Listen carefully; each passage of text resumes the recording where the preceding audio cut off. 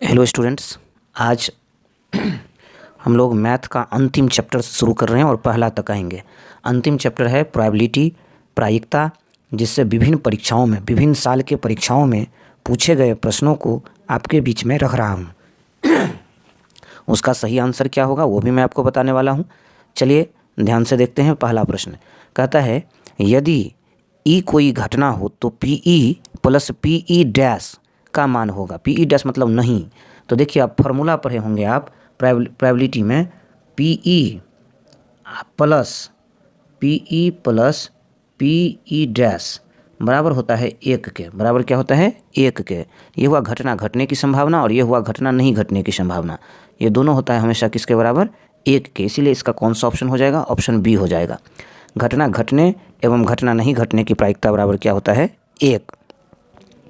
चलिए हम लोग दूसरे प्रश्न की ओर बढ़ते हैं। दूसरे प्रश्न की ओर बढ़े हम लोग। दूसरा प्रश्न हमारा क्या है? तो दूसरा प्रश्न को देखिए ज़रा। किसी घटना की प्रायिकता नहीं होती है। देखिए, किसी भी घटना की जो प्रायिकता होती है वो हमेशा होती है 0। किसी भी घटना की जो प्रायिकता होगी वो हमेशा होगी आपको 0 और 1 के बीच में। 0 से ज़्यादा हो सकती है और 1 से कम हो सकती है और बीच में ही प्रायिकता होती है। कभी कभार 0 के बराबर भी हो जाता है और कभी कभी 1 के बराबर भी हो जाता है। जब घटना निश्चित होती है तो 1 होता है और जब घटना असंभव है तो उसकी प्रायिकता 0 होती है। जैसे कोई कहेगा कि आसमान से चांद तोड़ लाने की प्रायिकता। बहुत लोग कहता है कि मैं तुम्हारे लिए आसमान से चांद तारे तोड़ कर ला सकता हूँ, लेकिन लाता तो कोई नहीं है। तो ये असंभव घटना है। अगर इसकी प्रायिकता पूछे तो ये असंभव घटना की प्रायिकता बराबर हो जाता है 0।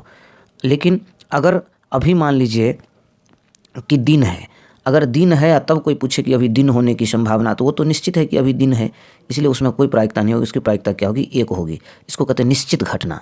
निश्चित घटना की प्रायिकता 1 होती है और असंभव घटना की प्रायिकता जो हो ही नहीं सकता है उसकी घटना होती है 0। इन दोनों के अलावे सारी प्रायिकता 0 से ऊपर और 1 से नीचा होती है। तो इसमें देख लीजिए, ये 1 है, ये हो सकती है प्रायिकता। ये 0 से थोड़ा ऊपर है, ये भी प्रायिकता हो सकती है। ये 0 से थोड़ा ऊपर है, ये भी प्रायिकता हो सकती है। माइनस में प्रायिकता कभी नहीं हो सकती और इसीलिए दूसरा का उत्तर हो जाएगा आपका ऑप्शन सी नंबर। चलिए बढ़ते हैं प्रश्न 3 की ओर। पहले 3 को आप पढ़ लीजिए। निश्चित घटना की प्रायिकता होती है। निश्चित घटना भी तुरंत ही पढ़े हैं। निश्चित घटना जो डिफिनिट है, जिसमें कोई संभावना है ही नहीं, उसकी प्रायिकता हो, जिसमें कोई शंका नहीं है, वो निश्चित घटना है।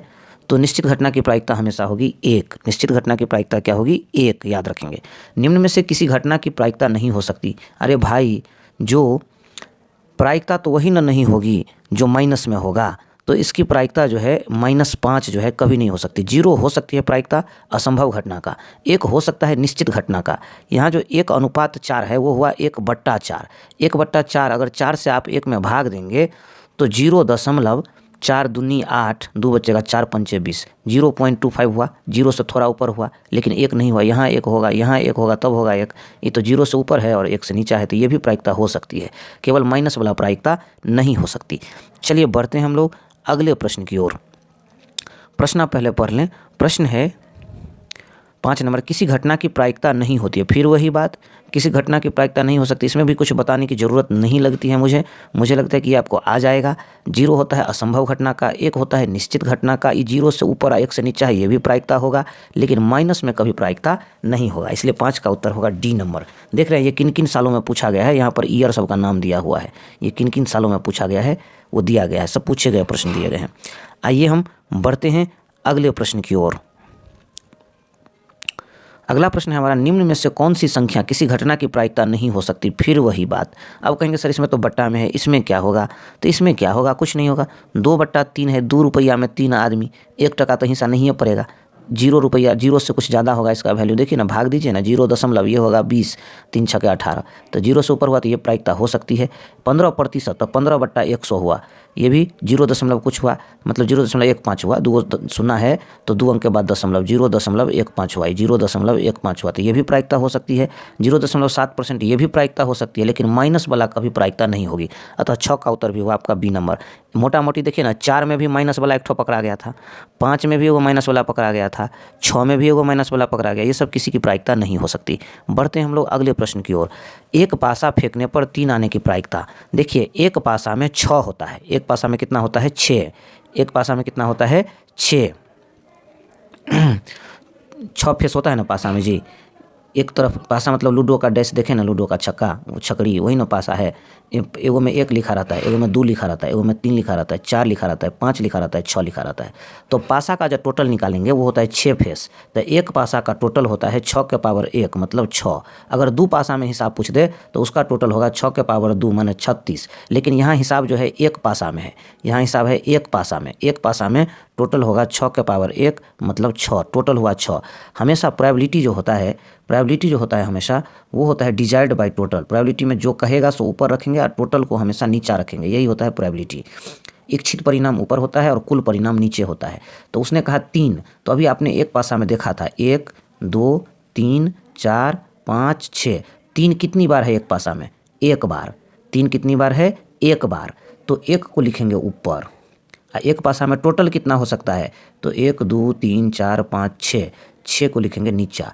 तो जो वो पूछा वो कितनी बार है, जैसे वो पूछा 3, तो 3 कितनी बार आता है एक पासा में? एक ही बार।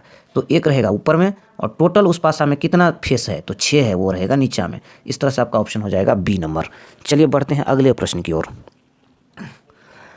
अब है आपको एक पासा फेंकने पर एक अभाज्य संख्या पाने की प्रायिकता। भाई अभी तो हमने पासा को देखा है, पासा में होता क्या क्या है आप अच्छी तरह जानते हैं। 1 होता है, 2 होता है, 3 होता है, 4 होता है, 5 होता है, 6 होता है। अब बात आती है, ये कह रहा है कि एक पासा को फेंकने पर एक अभाज्य संख्या। तो अभाज्य संख्या है क्या वो एक पासा में? देखिए अभाज्य संख्या कौन होती है? जो या तो 1 से कटे या खुद से कटे और किसी खात में वो न आए, किसी टेबल में वो न आए। जैसे 2 है, पहला अभाज्य संख्या हमारा 2 है, याद रख लीजिएगा, गणित में ये भी कई बार पूछा गया है। पहला अभाज्य संख्या 2 है, दूसरा 3 है, उसके बाद 5 है। 4 नहीं है अभाज्य, क्योंकि ये 1 से भी कटता है, 2 से भी कटता है और खुद से भी कटता है। समझ गए? खुद मतलब 4 से भी कटता है ये तो इस तरह से एक पासा में अभाज्य संख्या है कितनी? 3। तो अभाज्य संख्या वाला हिसाब है तो 3 रहेगा ऊपर में। एक पासा में टोटल होता कितना है? 6 फेस, तो वो रहेगा नीचा में। काटिए, 3 का 3, 3 दूनी 6। तो इसका उत्तर क्या हो गया आपका? 1/2। और इस तरह से 8वां का उत्तर क्या हुआ? ए नंबर हुआ। बढ़ते हैं हम लोग अगले प्रश्न की ओर। 9 नंबर, 2 पासा को एक साथ फेंकने पर दोनों पर समान संख्या पाने की प्रायिकता क्या होगी? 2 पासा जैसे ही फेंकिएगा तो आपका टोटल हो जाएगा 36।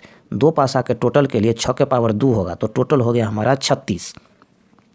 और पूछा क्या कि 2 पासा को एक साथ फेंकने पर दोनों पर समान संख्या, माने एक आए इस पर। पहले तो 2 पासा का आप लिख लीजिए, जैसे 1 2 3 4 5, जगह नहीं बचा, रुकिए